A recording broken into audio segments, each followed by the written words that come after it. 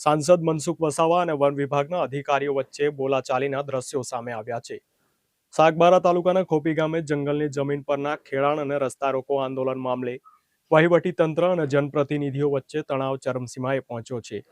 આદિવાસી ખેડૂતોના સમર્થનમાં ગયેલા સાંસદ મનસુખ વસાવા અને વન વિભાગના અધિકારીઓ વચ્ચે ઉગ્ર બોલાચાલી થઈ હતી.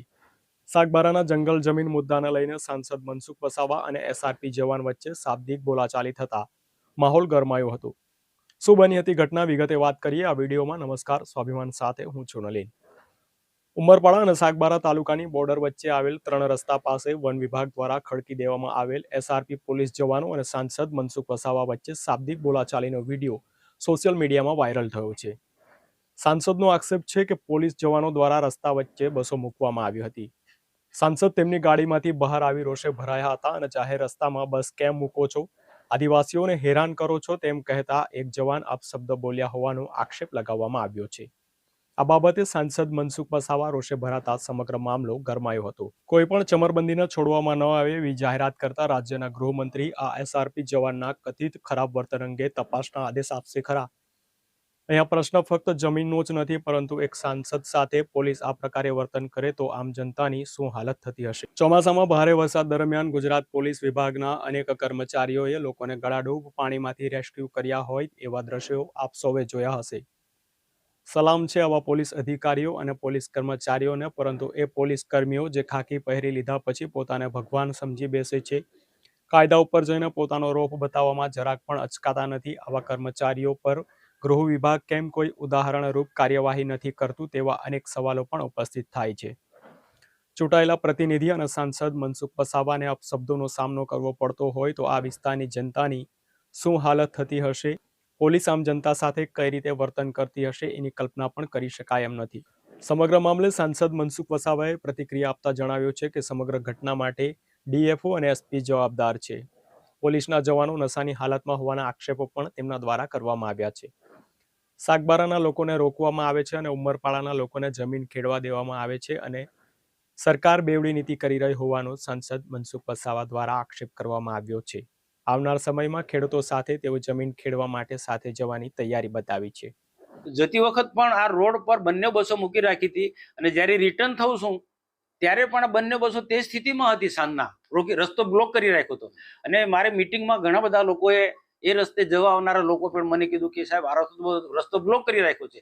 એટલે રિટર્નમાં જ્યારે હું આવું છું ત્યારે તે સ્થિતિમાં બસો હતી અને અમારા કાર્યકર્તાએ કીધું કે મને આ બધા અમારા વાહનો જવા દો. ત્યારે એમની સાથે ત્યાંના જે પોલીસ અધિકારી હતા ને જંગલ ખાતાના અધિકારીઓ તેમની સાથે રકઝક થઈ. એટલે હું ગાડીમાંથી ઉતર્યો તો મેં પણ એમને કીધું કે તમે વ્યવસ્થા જાળવવા માટે આવ્યા છે તો તમે તે કામ કરો, રોડ તો ખુલ્લો રાખો.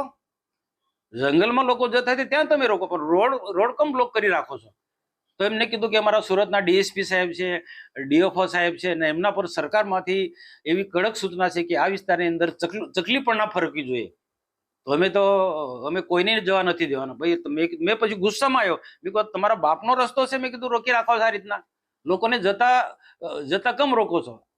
જાહેર રસ્તો છે, કોઈ પણ રસ્તો જોઈ. અને એવું થોડું કે આ જંગલની જમીન ખેડનારા લોકો એકલા જ આ રસ્તે જાય છે. અહીંયા તો આ જાહેર રસ્તો તો સાગબારાથી ડેડિયાપાડા, ડેડિયાપાડાથી સાગબારા વચ્ચે નો જાહેર માર્ગ છે, એ તમે રોકી ના શકો. તો આ જ પ્રકારની અમારી રકઝક એના હાથે સાથે થઈ. એમાં એક પોલીસ વાળો હતો, એ થોડો પીધેલો હતા. આમ તો લગભગ બધા પોલીસ વાળા બધા પીધેલા હતા. તો એમાં એક બે લોકો ગાળાગાળી કરીને નિમ્ન કક્ષાની ગાળો બોલી.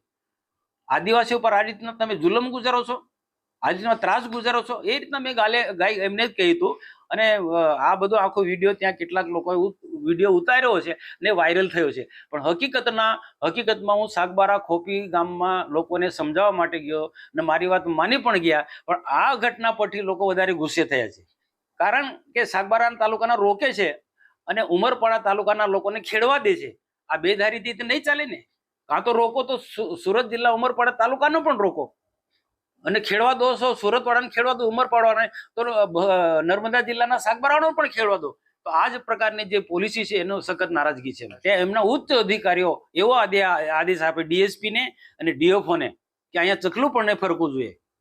તો આ બે ધારી નીતિ કઈ રીતના ચાલવાની? આદિવાસીને ગેરમાર્ગે દોરે છે. નારાજગી છે. હું તો જવાનો છું.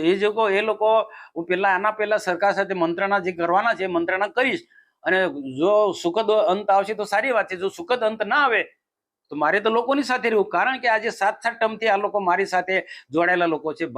ભારતીય જનતા પાર્ટીની સાથે આ લોકો જોડાયેલા લોકો છે. તો એને તો મારે તો એમને મદદરૂપ થવું, મારે તો ફરજ છે કે એમને સહકાર આપવો. સત્તા પક્ષના સાંસદ હવે ખેડૂતો માટે સત્તા સામે જ ભાંયો ચડાવી રહ્યા છે.